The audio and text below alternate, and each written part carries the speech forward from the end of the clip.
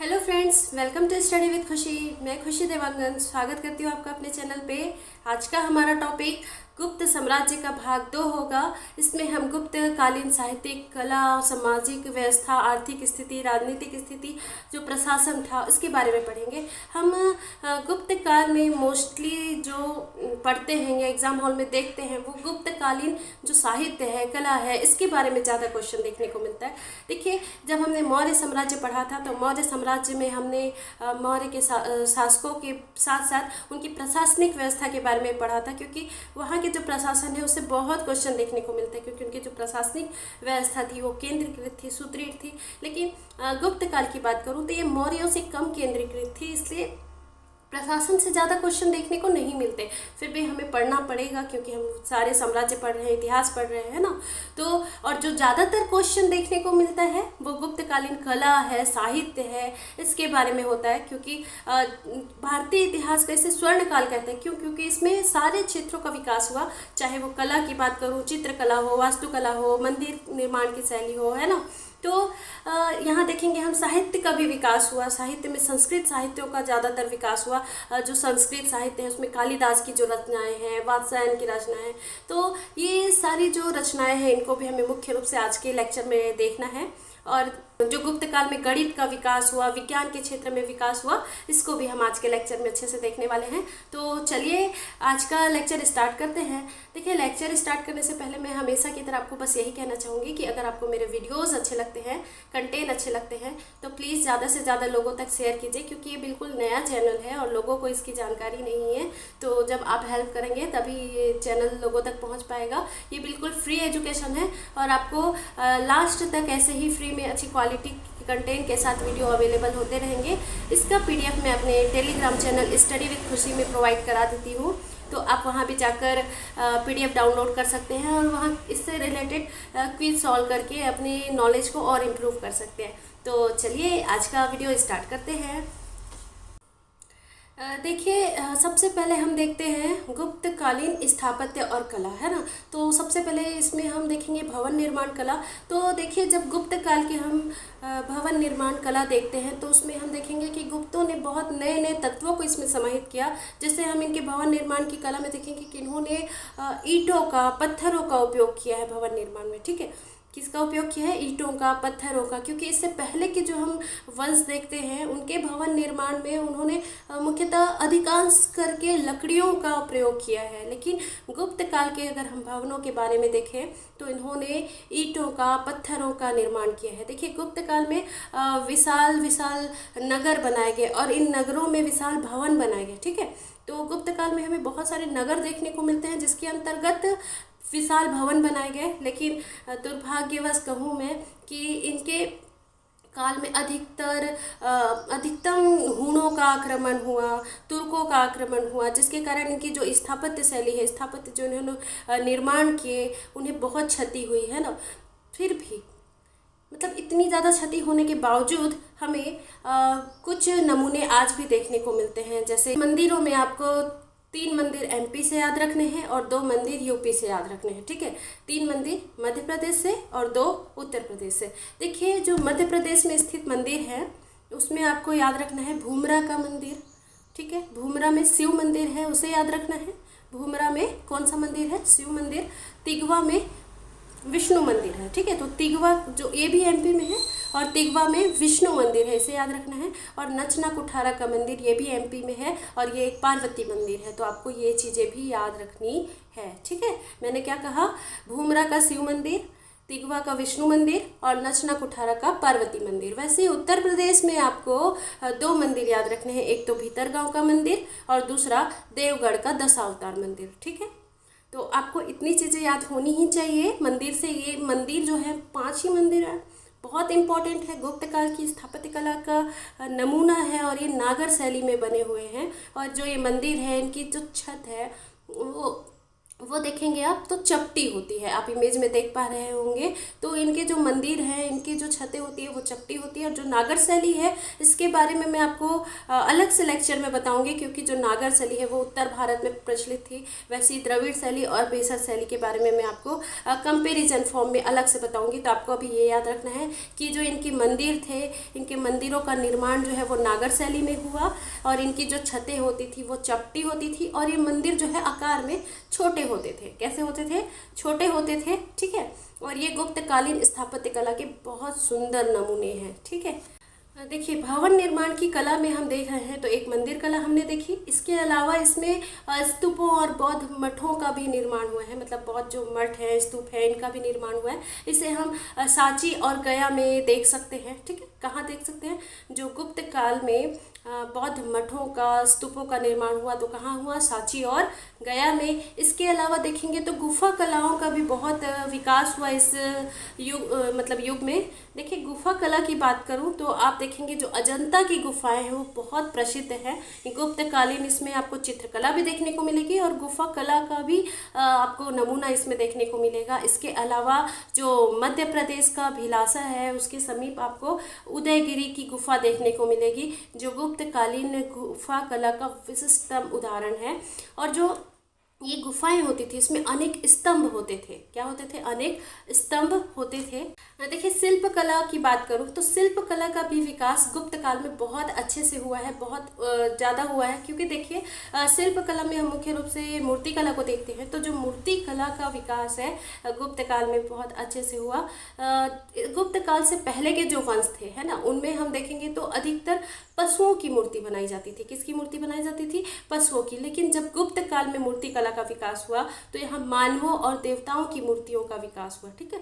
मतलब किसकी मूर्तियाँ बनाई जाती थी? मानवों और देवताओं की मूर्तियाँ बनाई जाती थी, ठीक। वैसे ही जो गुप्त काल है उसमें जो मूर्तियां हम देखते हैं, उसमें जो मूर्तियों में पहले के जो मूर्तियां होती थी उसमें वस्त्र नहीं होते थे, मतलब नग्न मूर्तियां होती थी। लेकिन जो गुप्तकालीन मूर्तियां हैं उसमें वस्त्रों का, आभूषणों का निर्माण मतलब करने लगे। ये जो मूर्तियां होती थी उनमें मानवों और देवताओं की तो मूर्तियां होती थी, साथ में इन्हें वस्त्र पहना जाता था, आभूषण लगाए जाते थे, है ना। तो मूर्ति कला के अद्भुत नमूने हमें गुप्त काल में देखने को मिलते हैं, ठीक है।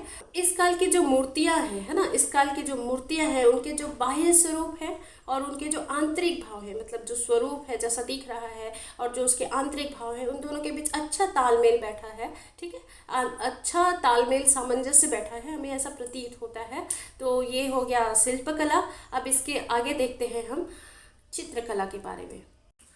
गुप्त काल में चित्रकला का भी पर्याप्त रूप से विकास हुआ था, जिसका हमें प्रमाण कहाँ देखने को मिलता है? जो अजंता की गुफाएं हैं, बाघ की गुफाएं हैं, यहाँ से देखने को मिलता है, ठीक है।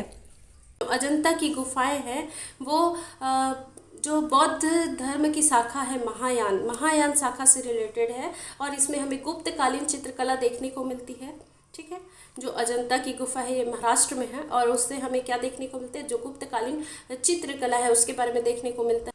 अजंता की गुफाओं में बुद्ध के जीवन संबंधी चित्र, विभिन्न देवताओं के चित्र, सरदारों, योद्धाओं, साधु संतों, सन्यासियों और भिक्षुकों के, जनसाधारण के रहन सहन के जो चित्र हैं, विभिन्न प्रकार के पशु पक्षियों के, वृक्षों के चित्र अनेक रंगों में हमें उत्कीर्ण दिखाई देते हैं। कहाँ? अजंता की गुफा में। अजंता की गुफा संख्या 16 में मरणासन राजकुमारी की चित्र जो है वो विश्व प्रसिद्ध है, ठीक है। तो आपको याद रखना है कि अजंता की गुफा नंबर 16 है ना, संख्या नंबर जो 16 है उसमें मरणासन राजकुमारी का चित्र है जो विश्व प्रसिद्ध है, ठीक है। वैसे ही जो बाघ की गुफाएं हैं वो मध्य प्रदेश में है। तो यहाँ भी हमें गुप्तकालीन चित्रकला का विशिष्टतम उदाहरण देखने को मिलता है। इसकी संख्या 3 में झुक रही स्त्री के चित्र का विशिष्ट रूप से प्रशंसा की जाती है, ठीक है। तो बाघ की गुफा से आपको क्या याद रखना है? संख्या 3 में झुक रही स्त्री का चित्र है, जबकि अजंता की गुफा 16 में मरणासन राजकुमारी का चित्र है, ठीक है। तो आपको गुफाओं में कौन कौन से याद रखने हैं? एक अजंता की गुफा और एक बाघ की गुफा। अजंता की गुफा कहाँ है? महाराष्ट्र में। और बाघ की गुफा कहाँ है? तो एमपी में है, ठीक है।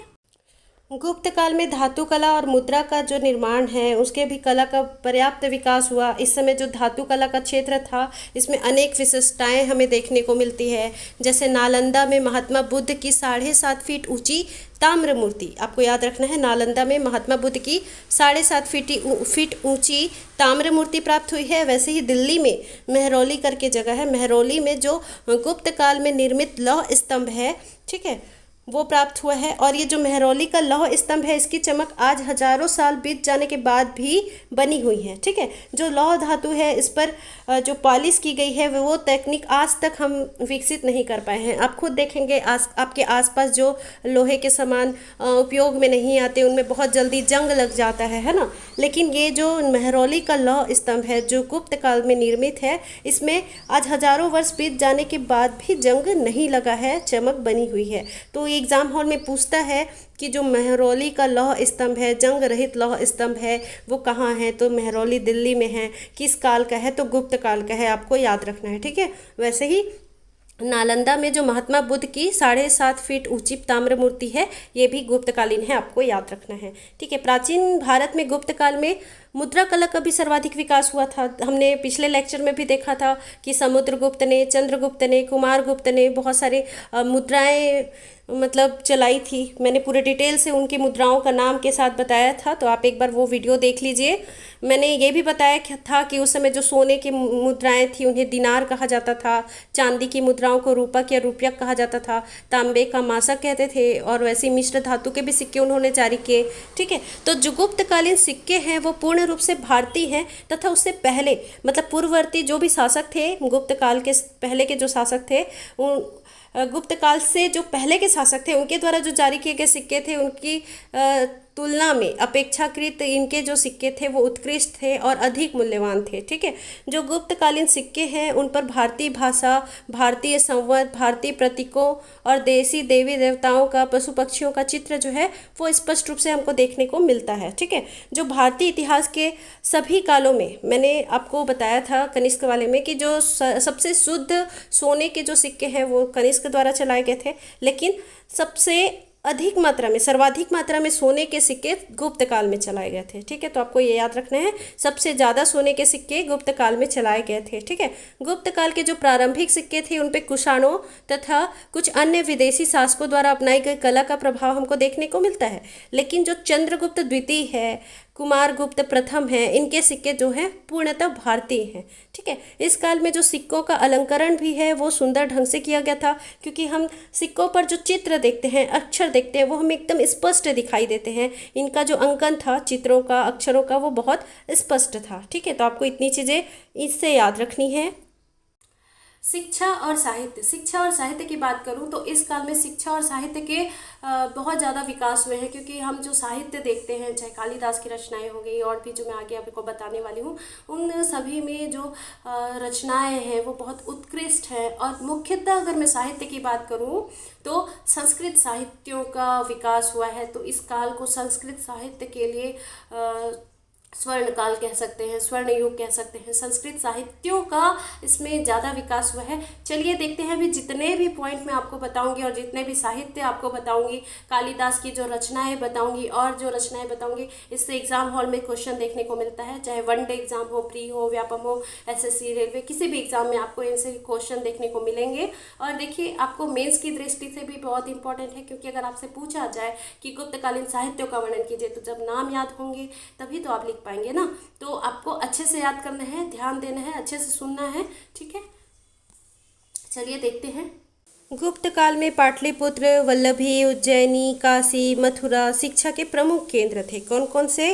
पाटलिपुत्र, वल्लभी, उज्जैनी, काशी और मथुरा, ये शिक्षा के प्रमुख केंद्र थे। आगे चलकर नालंदा भी विश्वविख्यात शैक्षणिक केंद्र बना।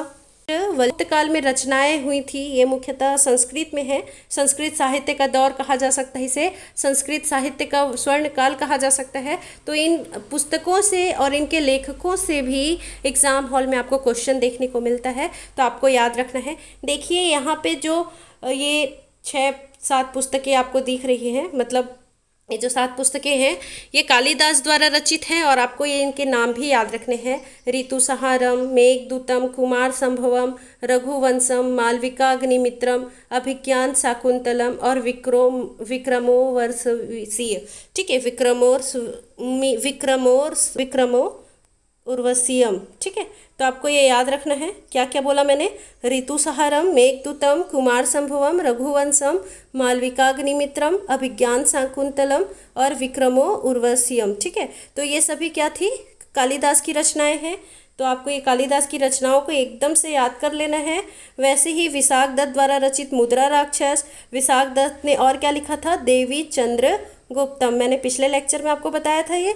ठीक है, और वराह मिहिर ने 2 पुस्तकें लिखी हैं, एक वृहत संहिता और एक पंच सिद्धांतिका। ठीक है, तो वराह मिहिर का भी आपको याद रखना है, वृहत संहिता और पंच सिद्धांतिका। ठीक है, वैसे ही ब्रह्मगुप्त का याद रखना है। ब्रह्मगुप्त ने क्या लिखा है? ब्रह्म सिद्धांत। ब्रह्मगुप्त है ब्रह्म सिद्धांत, ब्रह्म याद हो जाएगा। ठीक है, आर्यभट्ट ने क्या लिखा है? आर्यभट्टियम। तो आपको ये भी याद रखना है। आर्यभट्टियम किसने लिखा है? आर्यभट्ट ने। सूर्य का सिद्धांत किसने प्रतिपादित किया था? तो आर्यभट्ट ने, और उसे एक बुक में भी मेंशन किया है, सूर्य सिद्धांत। मैं आगे ये सबका डिटेल बताऊंगी कि गणित के क्षेत्र में क्या विकास हुआ, विज्ञान के क्षेत्र में क्या विकास हुआ। अभी आप बुक के नाम एक बार सुन लीजिए और याद कर लीजिए। ठीक है, फिर सिद्धसेन ने लिखा है न्यायावतार। ठीक है, और फिर विष्णु तंत्र की जो प्रसिद्ध रचना है पंचतंत्र की जो आप कहानियाँ सुनते हैं वो भी इसी काल में रची गई हैं। तो विष्णु शर्मा का पंचतंत्र, वैसी कामंदक का नीतिसार। ठीक है, और शूद्रक का मृच्छकटिकम, असंग का योगाचार। तो आपको इतनी चीज़ें याद रखनी है। क्या क्या बोला मैंने? विशाख दत्त का मुद्रा राक्षस और देवी चंद्रगुप्तम। ठीक है, वराह मिहिर का वृहत संहिता और पंच सिद्धांतिका। ठीक है, वैसे ही ब्रह्मगुप्त का ब्रह्म सिद्धांत, आर्यभट्ट का आर्यभट्टियम और सूर्य सिद्धांत। ठीक है, सिद्धसेन का न्यायावतार और विष्णु शर्मा का पंचतंत्र। ठीक है, कामंदक का नीतिसार, शूद्रक का मृच्छकटिकम और असंग का योगाचार। तो आपको इतनी चीज़ें तो याद रखनी है। गुप्त काल में सबसे अधिक प्रगति गणित और ज्योतिष के क्षेत्र में हुई है। ठीक है, आर्यभट्ट इस काल के सबसे महान वैज्ञानिक है और गणितज्ञ एवं खगोल शास्त्री भी थे ये। आर्यभट्ट ने ही प्रमाणित किया था कि पृथ्वी कैसी है? गोल है और वह अपनी धुरी पर घूमते रहती है। शून्य की खोज भी आर्यभट्ट ने ही की थी। आर्यभट्ट द्वारा जो वर्गमूल है, घनमूल, ये निकालने की विधि बताई गई और ज्यामितीय सिद्धांत भी दिया गया। किसके द्वारा दिया गया? आर्यभट्ट। तो आपको इतनी चीज़ें अच्छे से याद रखनी है आर्यभट्ट से।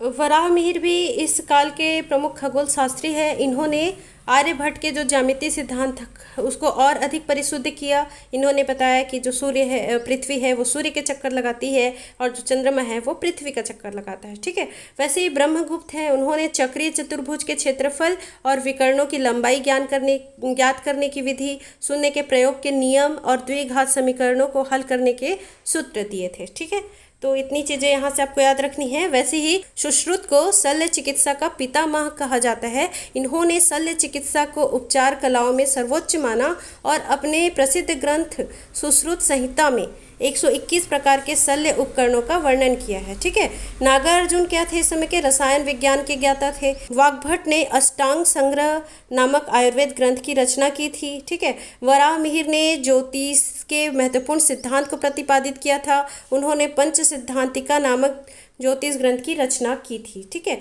और जो हम पुराणों का वर्तमान रूप देखते हैं, आज जो भी हम पुराणों का वर्तमान रूप देखते हैं, जैसे महाभारत हो गया, रामायण हो गया, इन सब की भी रचना गुप्त काल में ही अंतिम रूप से हुई थी। इस काल में अनेक स्मृतियों एवं सूत्रों पर भाष्य लिखे गए थे। ठीक है, गुप्त काल में नारद, पराशर, बृहस्पति, कात्यायन आदि स्मृतियों की रचना की गई थी। तो ये सारी चीज़ें आपको यहाँ से याद रखनी है। गुप्तकालीन प्रशासनिक व्यवस्था की अगर बात करूं तो जो गुप्त काल के प्रशासन थे, है ना, वो मौर्यों की अपेक्षा कम केंद्रीकृत थी। तो जैसे मैंने आपको मौर्य काल में पढ़ाया था, मौर्य साम्राज्य में जो प्रशासनिक व्यवस्था थी वो बहुत केंद्रीकृत थी, सुदृढ़ थी, है ना, और वो कई इकाइयों में बटी हुई थी। वैसे ही जब भी मैं आपको अभी गुप्त काल की प्रशासनिक व्यवस्था बता रही हूँ और आगे भी कभी बताऊँगी, तो उसमें भी जो प्रशासन है वो कई इकाइयों में बटा हुआ होगा। बस फ़र्क इतना होता है कि नाम अलग होते हैं। कहीं पर मंत्री परिषद का वर्चस्व अधिक होता है तो कहीं पर कम होता है ना। तो इन सारी चीज़ों को हमको ध्यान में रख के स्टडी करनी है, ताकि जो हमारी समझ है वो चीज़ों पर बने। हमें रटने से ज़्यादा इनके कंपैरिजन पे ध्यान देना चाहिए, कि जैसे मैं अभी आपको गुप्त काल के बारे में बताऊंगी तो मौर्य के बारे में मैंने क्या बताया था वो भी आपके दिमाग में गूंजना चाहिए, ताकि आपको चीज़ें जो है अच्छे से याद हो और लाइफ टाइम आप याद रख सके, मतलब बहुत दिनों तक आपके दिमाग में सारी चीज़ें रहे। तो चलिए देखते हैं हम गुप्तकालीन प्रशासनिक व्यवस्था के बारे में। तो जो गुप्त काल की प्रशासनिक व्यवस्था थी वो मौर्यों की अपेक्षा कम केंद्रीकृत थी, और यहाँ हमें देवत्व का सिद्धांत देखने को मिलता है। मतलब जो राजा है उसे देवी अधिकार प्राप्त था। मतलब उस समय ऐसा प्रचलित था कि जो राजा है उसकी नियुक्ति देवताओं द्वारा की गई है। मतलब जो राजा है, राजा को देवताओं ने बनाकर भेजा है और उसका काम शासन करना है। तो जो देवी अधिकार है, देवत्व का जो सिद्धांत है वो हमें गुप्त काल की प्रशासनिक व्यवस्था में देखने को मिलता है। ठीक है, और क्या देखने को मिलता है कि जो गुप्तकालीन इकाई है ना, उसमें मतलब 4 इकाइयों में बटा था। जो गुप्तकालीन प्रशासन है वो 4 इकाइयों में बटा था: देश, भुक्ति, विषय और ग्राम। ठीक है, देश, भुक्ति, विषय और ग्राम। देश का जो प्रमुख होता था, ठीक है, देश का जो प्रमुख होता था वो राजा होता था। उसके नीचे की इकाई थी भुक्ति। भुक्ति का जो प्रमुख होता था उसे ऊपरी कहा जाता था। ठीक है, और जो भुक्ति से नीचे इकाई होती थी मतलब विषय, उसके मुखिया को विषयपति कहा जाता था। वैसे ही जो प्रशासन की सबसे छोटी इकाई थी उसे ग्राम कहा जाता था, और ग्राम के मुखिया को ग्रामिक कहा जाता था। गुप्तकालीन जो प्रशासनिक व्यवस्था थी उसे हम 3 भागों में विभाजित कर सकते हैं। एक तो राजतंत्रात्मक व्यवस्था आपको यहाँ देखने को मिलेगी, सामंतवादी व्यवस्था देखने को मिलेगी, और तीसरा है विकेंद्रीकृत व्यवस्था। ठीक है, आगे मैं आपको बता रही हूँ कि राजतंत्रात्मक व्यवस्था क्या थी, सामंतवादी व्यवस्था क्या थी और विकेंद्रीकृत व्यवस्था क्या थी। तो ये 3 प्रकार से हम देख सकते हैं। देखिए, राजतंत्रात्मक व्यवस्था में होता क्या था कि जो राजा था वो सबसे ऊपर, है ना, सम्राट जो है वो सबसे ऊपर होता था, और उसके अधीन व्यवस्थापिका हो गई, कार्यपालिका हो गई, न्यायपालिका हो गई, ये कार्य करते थे। ठीक है, हमें जो समुद्रगुप्त का प्रयाग प्रशस्ति मिला है उसमें हमें राजतंत्रात्मक मतलब व्यवस्था की जानकारी तो मिलती है, लेकिन जो समुद्रगुप्त शासन करता था वो धर्म अनुसार करता था। मतलब जो जनता है, जनता के मत का जनमत का उसके शासन में बहुत महत्व था। तो इस प्रकार हम कह सकते हैं कि जो गुप्तकालीन शासन व्यवस्था थी वो मतलब राजतंत्रात्मक तो थी, लेकिन जनता के हितों का भी ध्यान रखा जाता था। ठीक है, वैसे ही सामंतवादी व्यवस्था की बात करूं तो जो सामंतवादी व्यवस्था है उसमें मतलब इन्होंने भी सामंतवादी व्यवस्था का अनुसरण किया, है ना। और जो सामंत थे, मतलब क्या होता था कि राजा के अंडर और छोटे छोटे जो शासक होते थे जो छोटे छोटे क्षेत्रों में शासन करते थे, इस प्रक्रिया को ही सामंतवादी व्यवस्था कहते हैं। मतलब राजा के अंदर राजा, राजा के अंदर राजा, है ना। तो गुप्त काल में भी सामंतवादी व्यवस्था हमें देखने को मिलती है, और जो सामंत होते थे, जो छोटे छोटे शासक होते थे, वो अपने क्षेत्र की सूचना सम्राट को देते थे। ठीक है, तो इस प्रकार हम देख रहे हैं सामंतवादी व्यवस्था भी थी, राजतंत्रात्मक व्यवस्था भी थी और विकेंद्रीकृत व्यवस्था। तो चलिए देखते हैं विकेंद्रीकृत व्यवस्था कैसी थी। जो गुप्तकालीन व्यवस्था थी वो विकेंद्रीकृत थी। जो समस्त साम्राज्य था, शासन व्यवस्था थी, है ना, 4 भागों में विभक्त थी। एक तो केंद्रीय शासन, प्रांतीय शासन, जिले का शासन और गांव का शासन, ग्रामीण शासन, है ना। जैसे मैंने स्टार्टिंग में बताया वैसे ही केंद्र के शासन को, मतलब जो देश होता था, है ना, उसका जो प्रमुख होता था वो राजा होता था, है ना। राजा या सम्राट बोलते थे उसी को, और उसका पद जो होता था वो वंशानुगत होता था। मतलब जो राजा का बेटा है वो राजा बनेगा, जो सम्राट का पुत्र है वही सम्राट बनेगा। ठीक है, अपने सहयोग तथा परामर्श के लिए सम्राट जो है मंत्री परिषद का गठन करता था, और मंत्रियों की नियुक्ति सम्राट ही करता था। ठीक है, सम्राट द्वारा की जाती थी। जैसे अभिलेखों में देखें तो सचिव या मंत्री को राजा की तीसरी आंख कहा गया है। जो गुप्त कालीन अभिलेख है उसमें सचिव या मंत्री को राजा की तीसरी आंख कहा गया है, जबकि मंत्री परिषद का जो प्रमुख होता था उसका कार्य सम्राट को परामर्श देना होता था, है ना। मंत्री परिषद की जो कार्यवाही होती थी उसे गोपनीय रखा जाता था, और केंद्रीय शासन के अंतर्गत कई विभाग थे।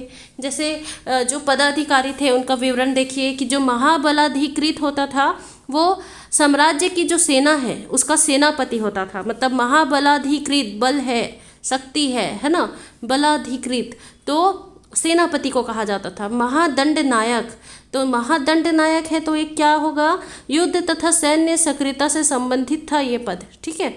और महाप्रतिहार सम्राट का राजप्रसाद है, राज्य है, उसके कार्य को देख रेख करता था कौन, महाप्रतिहार। महासंधि विग्रह क्या होता था, यह पद युद्धोपरांत संधि से संबंधित था, मतलब जैसे किसी के साथ युद्ध हुआ उसके बाद अगर संधि करना है तो कौन करेगा, महासंधि विग्रह करेगा। वैसे दंड पासिक था, ये पुलिस विभाग का सर्वोच्च अधिकारी होता था, दंड देने का कार्य करना, पासिक पुलिस, ऐसे आप याद रखेंगे, पासिक पुलिस है ना। भांडागाराधिकृत था, यह राज्य कोष का प्रमुख होता था, है ना, जो खजाना है। भंडार मतलब क्या हो गया, खजाना, तो ऐसे ही आप याद रखिए, भांडागाराधिकृत जो है वो राज्य कोष का प्रमुख होता था, ठीक है। तो क्या क्या बताया मैंने, महाबलाधिकृत मतलब बल है इसलिए सेना, सेना का सेनापति। महादंड नायक मतलब युद्ध और सेना से संबंधित था ये। महाप्रतिहार क्या था, सम्राट के जो राजप्रसाद है उसकी देखरेख कौन करता था, महाप्रतिहार। वैसे महासंधि विग्रह का कर रहा है, संधि करवा रहा है, कब, युद्ध के बाद, ठीक है। दंड पासिक क्या कर रहा है, पुलिस विभाग का सर्वोच्च अधिकारी है। वैसे भांडागाराधिकृत क्या कर रहा है, राज्य कोष का प्रमुख। प्रांतीय शासन वही है जो मैंने आपको पहले बताया कि प्रांतों को क्या कहते थे, भुक्ति, क्या कहते थे, भुक्ति। और प्रांतीय शासक की जो नियुक्ति है वो सम्राट द्वारा की जाती थी, ठीक है। गुप्त साम्राज्य की जो सीमा है उसके विस्तार होने के कारण इसको क्या किया गया था, पूरे साम्राज्य को प्रांतों में विभक्त किया गया था, है ना। और इसमें जो इसका प्रमुख होता था उसे उपरिक कहते थे, है ना। तो जिला स्तर पर एक जिला परिषद होती थी जिसे विषय परिषद कहा जाता था, जो मैंने आपको बताया ना स्टार्टिंग में, देश, भुक्ति, विषय और ग्राम में विभाजित था। तो जिला होता था उसी को ही, मतलब जिला परिषद को विषय कहा जाता था, विषय परिषद।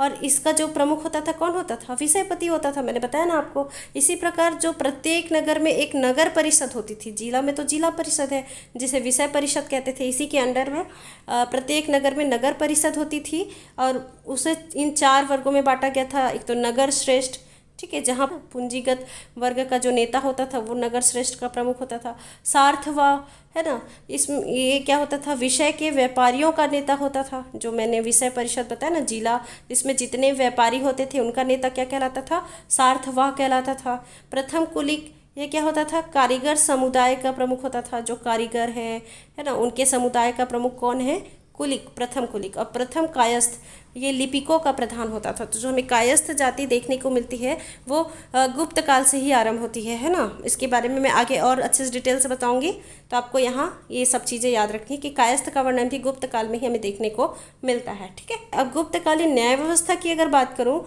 तो गुप्त काल में सम्राट ही न्यायाधिपति होता था, सम्राट ही न्याय करता था। गुप्त लेखों से ज्ञात है कि उस समय दंड नायक, महादंड नायक, सर्वदंड नायक तथा महासर्वदंड नायक न्यायाधीश होते थे, ठीक है। नारद स्मृति के अनुसार उस समय न्यायालय के 4 वर्ग थे। एक राजा का न्यायालय था, एक पुक था, तीसरा श्रेणी और चौथा कुल, ठीक है। इस काल में जो दंड का विधान था वो बहुत कठोर था, मतलब अपराधियों को शारीरिक क्षति भी पहुंचाई जाती थी, उनका हाथ काट लिया जाता था। प्राण दंड यानी मृत्यु दंड की भी सजा का प्रावधान वहाँ पे था, ठीक है। और वहाँ पर मदिरा पान करके, मद्यपान करके या नशा करके सार्वजनिक स्थानों पर घूमना मना था, निषिद्ध था। गुप्तकालीन समाज की बात करूं तो यहाँ दास व्यवस्था देखने को मिलती है। दास व्यवस्था प्रचलित था इस समय, ठीक है। दास और जो अछूत थे उनकी स्थिति एकदम निम्न हो गई थी, स्त्रियों की दशा भी निम्न हो गई थी, गिरावट आई थी स्त्रियों की स्थिति में। हम ऐसा क्यों कह सकते हैं, देखिए मैंने आपको पिछले लेक्चर में बताया था कि भानुगुप्त का एरण अभिलेख जो 510 ईस्वी में लिखा गया था, है ना, तो उससे हमें स्त्रियों के सती होने का प्रमाण मिलता है, ठीक है। तो भानुगुप्त के एरण अभिलेख से हमें इसकी जानकारी मिलती है कि स्त्रियां जो है सती होती थी, है ना, सती होने के लिए उन्हें मजबूर किया जाता था। तो स्त्रियों की स्थिति भी इस समय निम्न थी। इस समय वर्ण व्यवस्था में और जटिलता आ गई, उपजातियों का उदय होने लगा, है ना। और कायस्थ जाति का जो प्रथम वर्णन है वो हमें गुप्त काल में ही देखने को मिलता है। तो आपको यहाँ से इतनी चीज़ें याद रखनी है। वैसे ही अगर गुप्त काल की अर्थव्यवस्था की बात करूँ तो यहाँ कृषि जो था वो प्रमुख व्यवसाय था और उसके बाद व्यापार, ठीक है। तो सबसे प्रमुख व्यवसाय क्या था, कृषि था और उसके बाद व्यापार। यहाँ जो कर था वो 1/4 से 1/6 तक लिए जाते थे, ठीक है। कर का हिस्सा कितना होता था, 1/4 से 1/6 तक होता था। ताम्रलिप्ति जो है वो प्रमुख बंदरगाह थे, है ना। ताम्रलिप्ति क्या था, प्रमुख बंदरगाह था। और उज्जैन जो है वो प्रमुख व्यापारिक केंद्र था, ठीक है। इस समय हमें भूमि दान का विस्तार देखने को मिलता है। इस समय हमें भूमि दान का विस्तार देखने को मिलता है। इस प्रकार गुप्त काल की अर्थव्यवस्था थी, ठीक है। आपको ये याद रखना है। धार्मिक स्थिति की बात करूं तो थी, है ना, वैष्णव धर्म को मानते थे, भागवत धर्म को, है ना। वैष्णव धर्म का बहुत ज़्यादा प्रचार हुआ था। और वैष्णव धर्म हिंदू धर्म का ही तो रूप था, है ना। जब हमने धर्म वाला लेक्चर पढ़ा था तो ये सारी चीज़ें मैंने पहले ही डील कर ली है आपको। देखिए, गुप्त काल में कई अश्वमेघ यज्ञ हुए थे। मुख्यतः वैष्णव धर्म, शैव धर्म, शक्ति पूजा, सूर्य की उपासना करने की प्रधानता थी, ठीक है। देखिए, युद्ध के देवता के रूप में कार्तिकेय की पूजा करते थे। तो आपको याद रखना है कि गुप्त काल के लोग युद्ध के देवता के रूप में कार्तिकेय की पूजा करते थे। वैसे बौद्ध धर्म में एक नए दर्शन विज्ञानवाद का प्रादुर्भाव हमें इस समय देखने को मिलता है। इस काल में विष्णु के अतिरिक्त शिव, गंगा, यमुना, दुर्गा, सूर्य, नाग, यक्ष आदि देवताओं की भी पूजा की जाती थी, ठीक है। और इस समय जो हिंदू धर्म है उसके 3 महत्वपूर्ण पक्ष विकसित होते हैं। एक तो पहला, मूर्ति जो है उपासना का केंद्र बन जाती है। दूसरा, यज्ञ का स्थान उपासना ने ले लिया। और तीसरा जो है, वैष्णव और शैव धर्मों का समन्वय हो गया। इस काल में महायान शाखा के अंतर्गत बोधिसत्वों की प्रतिमाएं भी बनाई जाने लगी, ठीक है। और मैंने पहले ही इस काल के जो मंदिर थे उसके बारे में आपको बता दिया है, तो आपको ये सारी चीज़ें वहाँ से भी याद रखनी है। इसके बाद के लेक्चर में हम गुप्तोत्तर काल के बारे में पढ़ेंगे, उसमें जो राजवंश है उसके बारे में देखेंगे। उम्मीद करती हूँ आपको आज का लेक्चर अच्छा लगा होगा। अगर अच्छा लगा तो प्लीज़ ज़्यादा से ज़्यादा लोगों तक शेयर कीजिए। इसका PDF आपको मेरे टेलीग्राम चैनल स्टडी विद खुशी में मिल जाएगा। आप वहाँ भी जुड़कर अपनी तैयारी को बेहतर ढंग से कर सकते हैं, क्योंकि वहाँ मैं क्विज कॉम्पिटिशन करवाते रहती हूँ। तो आप चाहे तो टेलीग्राम चैनल पर भी ज्वाइन कर सकते हैं। ये बिल्कुल फ्री है और हमेशा आखिरी तक आपको हमेशा फ्री में अच्छे क्वालिटी के कंटेंट प्रोवाइड होते रहेंगे। इसलिए जो गरीब तबके के लोग हैं, जो बड़ी बड़ी कोचिंग क्लासेस के महंगे फीस अफोर्ड नहीं कर सकते, उन तक मेरे वीडियोस पहुंचाने में मेरी हेल्प कीजिए, ताकि ज़्यादा से ज़्यादा लोग मुझसे जुड़ सके और उनको भी अपनी तैयारी बेहतर ढंग से करने में मदद मिल सके। चैनल पर बने रहने के लिए थैंक यू सो मच। अगर आपने अभी तक चैनल को सब्सक्राइब नहीं किया है तो सब्सक्राइब ज़रूर कीजिए। वीडियो को लास्ट तक देखने के लिए थैंक यू सो मच।